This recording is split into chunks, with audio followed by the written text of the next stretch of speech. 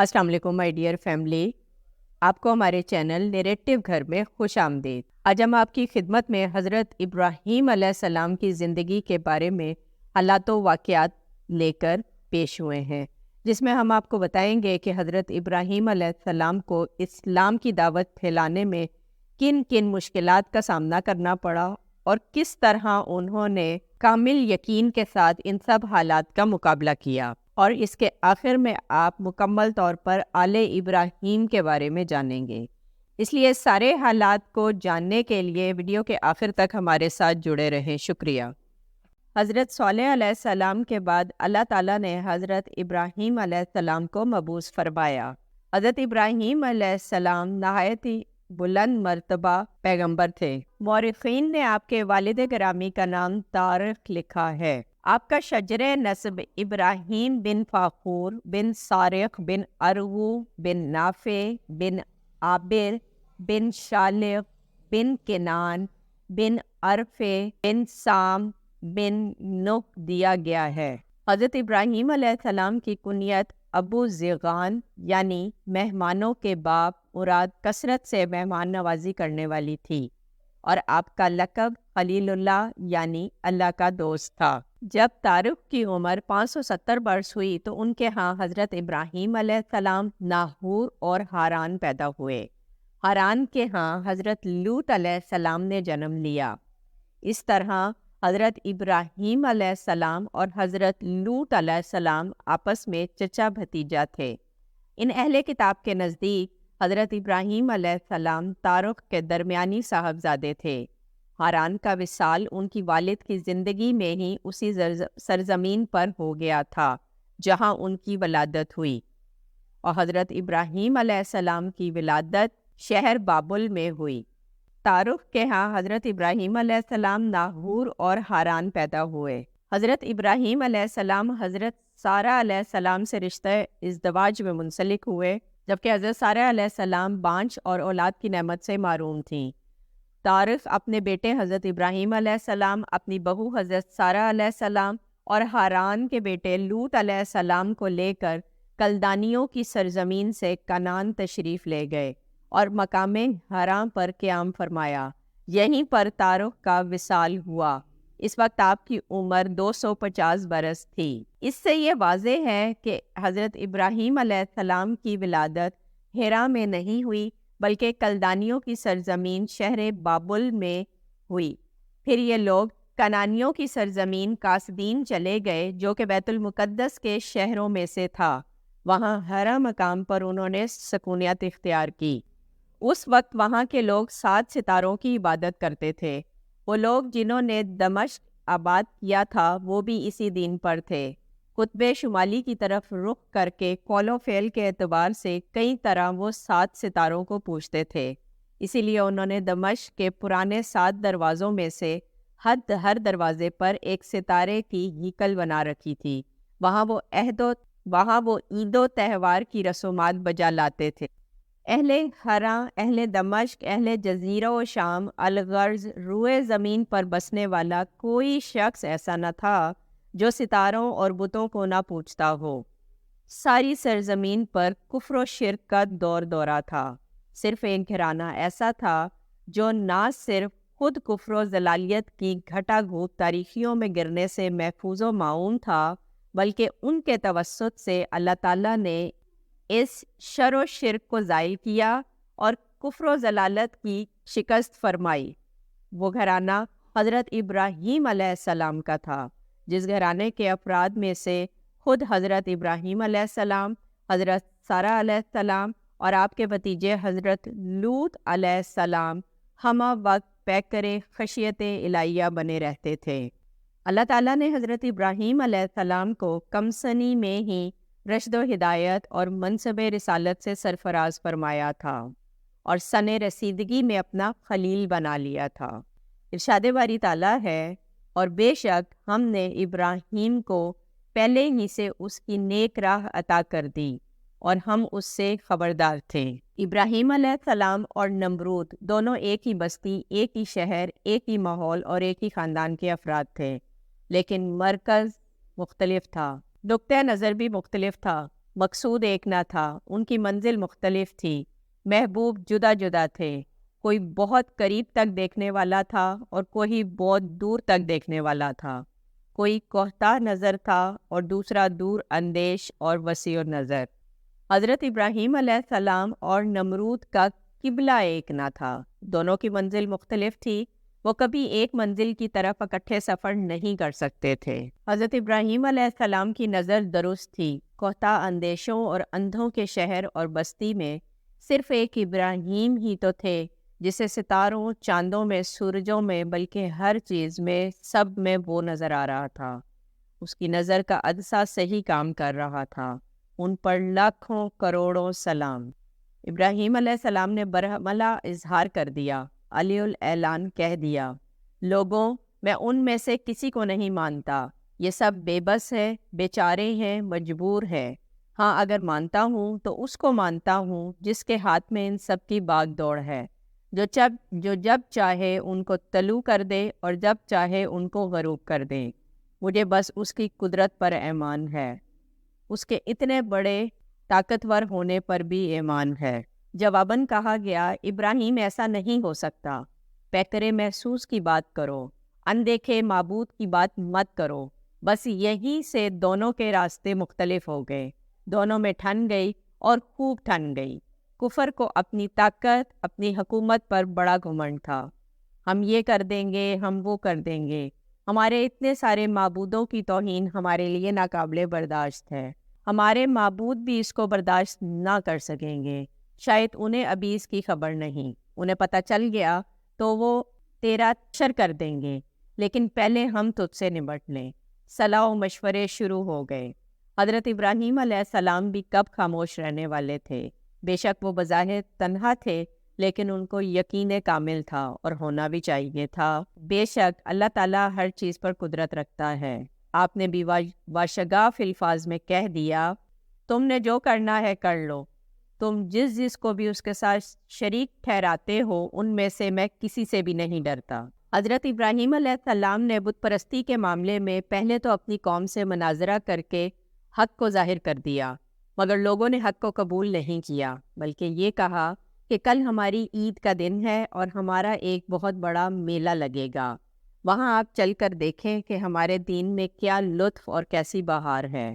اس قوم کا یہ دستور تھا کہ سالانہ ان لوگوں کا ایک میلہ لگتا تھا، لوگ ایک جنگل میں جمع ہوتے اور دن بھر لہو و لعب میں مشغول رہ کر شام کو بت خانے میں جا کر بتوں کی پوجا کرتے اور بتوں کے چڑھاوے، مٹھائیوں اور کھانوں کو پرساد کے طور پر کھاتے۔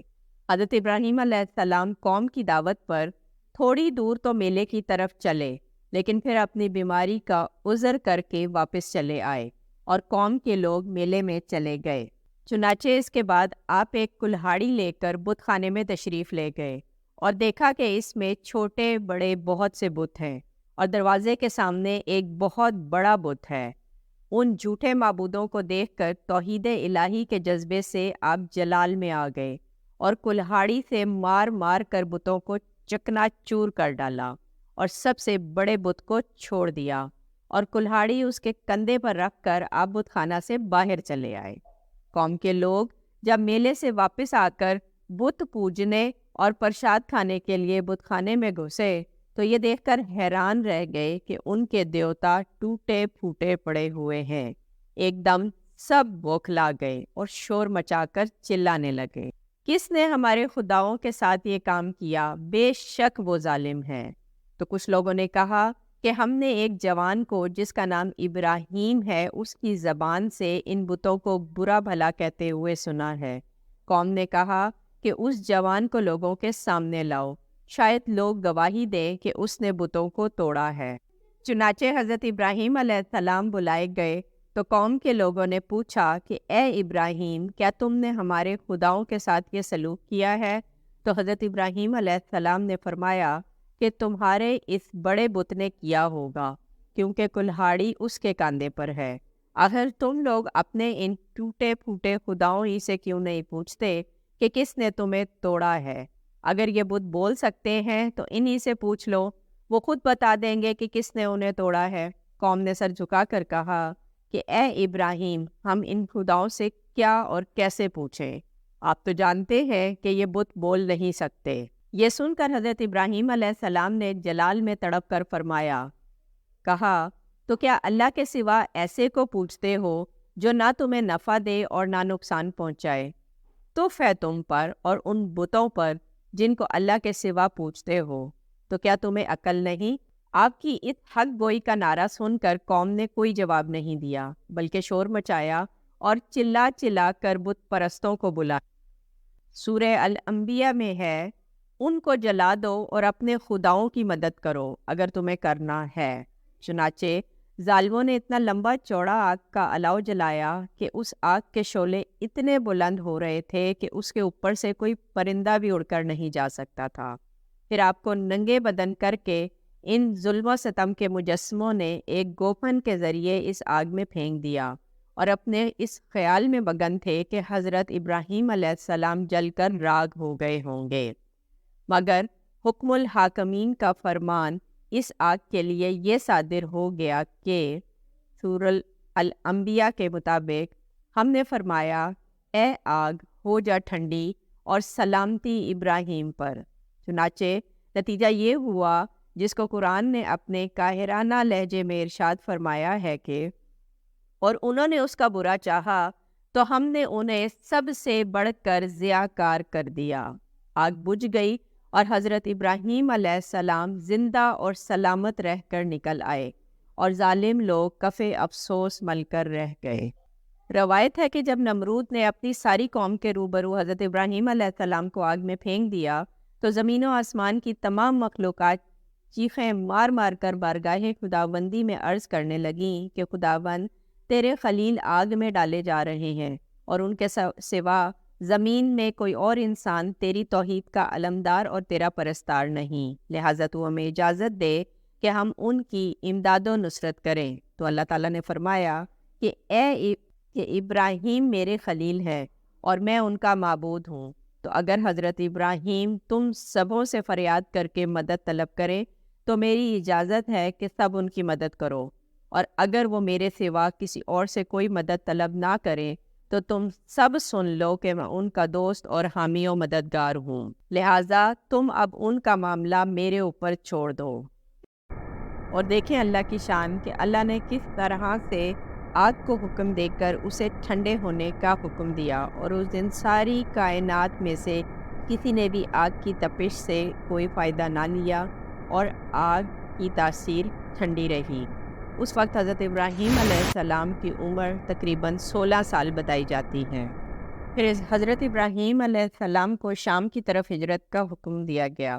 حضرت سارہ علیہ السلام بھی آپ کے ہمراہ تھیں۔ دوران سفر کسی بادشاہ کی سرزمین سے گزر رہے تھے جہاں آپ نے پڑاؤ کیا تو کسی مخبر نے سرکش بادشاہ کو اطلاع کر دی کہ یہاں ایک ایسا شخص قیام پذیر ہے جس کے ساتھ بڑی حسین و جمیل خاتون ہے۔ حضرت ابراہیم علیہ السلام تبلیغ اسلام کی وجہ سے عراق کے بادشاہ نمرود کے ظلم و ستم کا نشانہ بنے اور اپنے آبائی وطن وادی بابل چھوڑنے پر مجبور ہوئے تو اپنی اہلیہ بی بی سارہ علیہ السلام کو لے کر فلسطین کی طرف نکل پڑے۔ راستے میں مصر کا ملک آتا تھا، وہاں پہنچے تو بادشاہ مصر کو اس کے کاریگروں نے خبر کر دی کہ ابراہیم نام کا ایک مسافر آیا ہے، تو اس کے ساتھ اس کی انتہائی حسین و جمیل بیوی ہے۔ بادشاہ کا معمول تھا کہ اگر کسی باہر سے آنے والی خوبصورت عورت کو دیکھتا تو اسے اپنے پاس رکھ لیتا تھا، لہٰذا اس نے حکم دیا کہ اس عورت کو میرے سامنے پیش کیا جائے۔ جب حضرت ابراہیم علیہ السلام کے پاس بادشاہ کے کارندے آئے اور کہا کہ اپنی بیوی سارہ کو بادشاہ کے پاس بھیجو، تو انہوں نے تنہا ہونے کی وجہ سے اللہ سے دعا کی کہ اے رب، جس طرح تو نے مجھے نمرود کی آگ سے بحفاظت نکالا، اسی طرح اس بادشاہ کی بری نیت سے میری پاک باز بیوی سارہ کو محفوظ رکھنا۔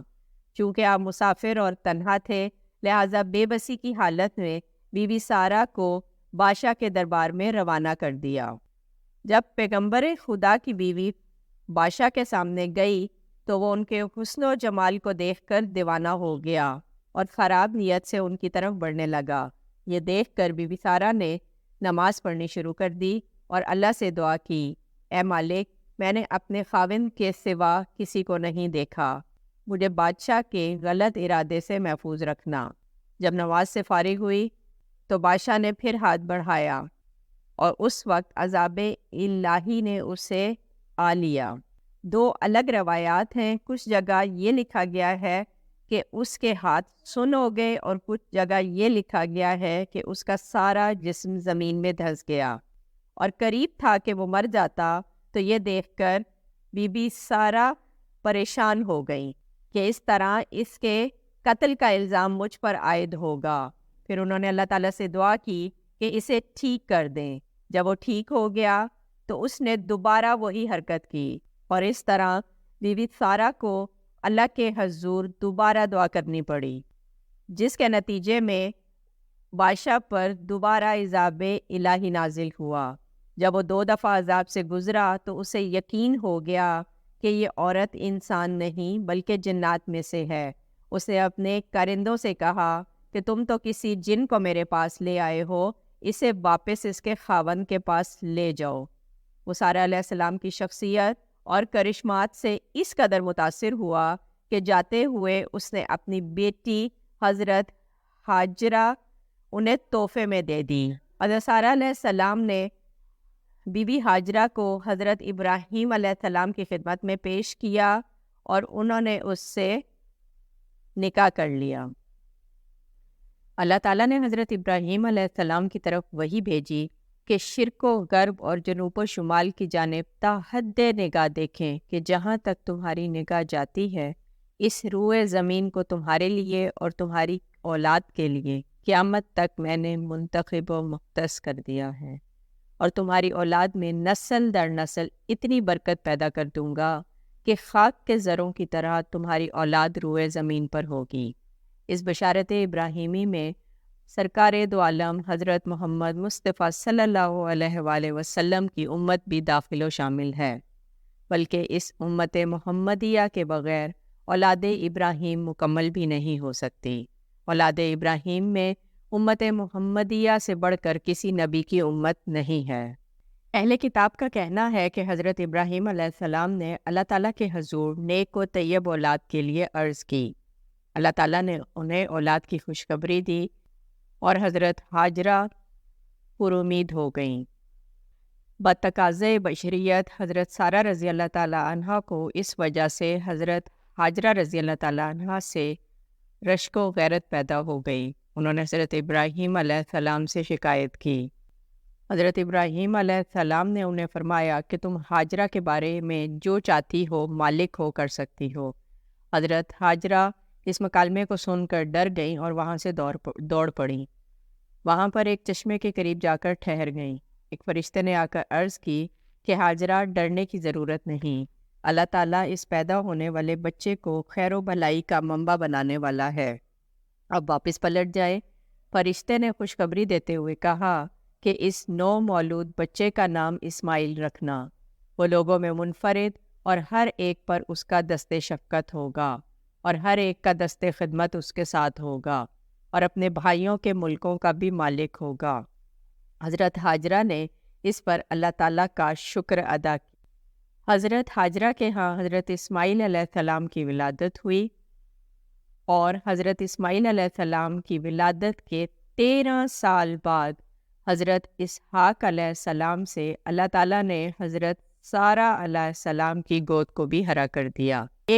ایک روایت کے مطابق یہ بھی ملتا ہے کہ جب حضرت ابراہیم علیہ السلام کے ہاں حضرت اسماعیل علیہ السلام کی پیدائش ہوئی تو دونوں بیویوں میں بحث و تکرار ہونے لگی، اس لیے حکم الہی سے حضرت ابراہیم علیہ السلام بی بی ہاجرہ اور نو مولود اسماعیل علیہ السلام کو یروشلم سے کوسوں دور وادی مکہ میں صفا اور مروہ کے مقام پر چھوڑ آئے، اور یہی جگہ آج ہمارے حج کا ایک اہم رکن ہے۔ یاد رہے کہ بی بی ہاجرہ اور حضرت اسماعیل علیہ السلام کے مکہ چلے جانے کے بعد اللہ تعالیٰ نے بی بی سارہ کو بھی بیٹا عطا کر دیا تھا جس کا نام اسحاق رکھا گیا، اور اسی اسحاق علیہ السلام کے بیٹے حضرت یعقوب علیہ السلام کی نسل کو بنی اسرائیل کہا جاتا ہے۔ یوں سمجھ لیجئے کہ اسحاق علیہ السلام اور اسماعیل علیہ السلام 2 بھائی تھے۔ چھوٹے بھائی اسحاق علیہ السلام کی نسل جو فلسطین میں پھلی پھولی بنی اسرائیل کہلائی۔ اس میں دانیال علیہ السلام، یوسف علیہ السلام، ایوب علیہ السلام، یعقوب علیہ السلام، داؤد علیہ السلام، سلیمان علیہ السلام، موسیٰ علیہ السلام، ایلیاہ علیہ السلام، عیسیٰ علیہ السلام جیسے اعلی مرتبت انبیاء علیہ السلام نے جنم لیا، جبکہ بڑے بیٹے حضرت اسماعیل علیہ السلام کی اولاد سرزمین حجاز موجودہ سعودی عرب کی وادی مکہ میں آل اسماعیل کے نام سے آگے بڑھی۔ اس طرح رشتے کے لحاظ سے بنی اسرائیل اور بنی اسماعیل کزن یعنی سگے چچا زاد بھائی ہیں، اور اسی بنی اسماعیل کے ایک قبیلے قریش کی شاخ بنی ہاشم میں خاتم النبیین حضرت محمد صلی اللہ علیہ وآلہ وسلم کا جنم ہوا، جبکہ حضرت اسماعیل علیہ السلام کی اولاد بنی اسماعیل کہلائی۔ اس طرح اصلاً یہ آل ابراہیم ہے، اور ہم مسلمان ہر نماز میں آل ابراہیم علیہ السلام پر درود بھیجتے ہیں۔ اگر آپ کو ہماری ویڈیو پسند آئی ہو تو اسے لائک کریں، اس سے ہمیں اگلی ویڈیو بنانے کے لیے انرجی ملتی ہے، اور مزید تاریخی واقعات کو جاننے کے لیے ہمارے چینل کو سبسکرائب کرنا مت بھولیے گا اور بیل آئیکن کو ضرور پریس کریں۔ شکریہ۔